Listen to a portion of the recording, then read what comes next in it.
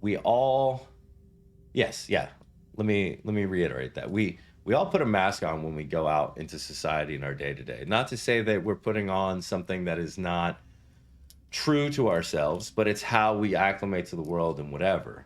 And I think when I made the statement of I won't expose you as long as you don't do it to me, she was fine though. That's the thing, Polar. She was fine.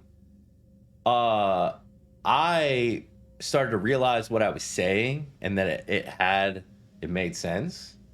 And then I started freaking out because I'm like, what if I expose myself?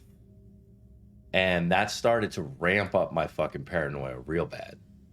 And then, and I think it's also interesting to note because I have this dichotomy. You know, obviously I have me as Sam Hain, and then I have me as not Sam Hain, right? They're not entirely different, but there is like a level of privacy outside of me in the makeup. So I think that's when it really fucking, yes, that's when I snowballed. And then I was like, I told Svetka, I'm like, I don't want this anymore. I'm over it. I'm done. And it just started. Yeah, that's a good way to put it. I just started snowballing. It was fucking. I wanted it to stop. And because I had going back to the gumbo because I had not eaten the gumbo, I started feeling really nauseous. What's up, Dave? And it is Viper. Yeah, it is. Because normally I'm pretty even keel, but a little bit more low key. So it's just turned up a little bit. It's I used to tell people me as Sam Hain is an unrestricted version of myself, which I feel like was me lying to myself. It is truly a form of me, and it's not an exacerbated version by very much. There are times when it's a little bit more. Why? Because like if you put on a mask, you're free to be whoever you feel like, the truest form of yourself. So that's really what I feel me in Sam Hain is. It's the truest form of me at a character.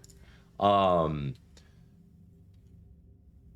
yeah, no, 100% Z. I agree with that. So I just I couldn't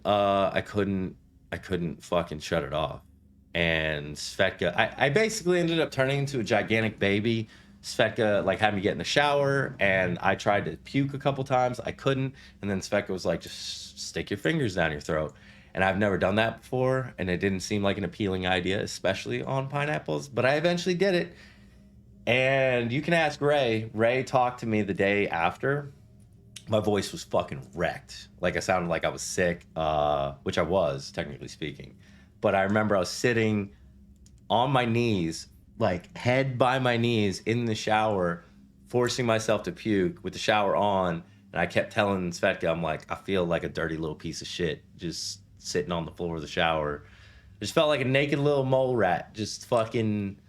So some people would probably prescribe that as ego death, for sure. So in retrospect, I don't consider it a bad thing because I'm a firm believer in when you do pineapples and any sort of psilocybin, it gives you what you need when you need it, and it might not be an enjoyable experience, but you needed what you got when you got it. So you need to accept it as it is because that is one of the possibilities that can happen when you entertain psychedelics.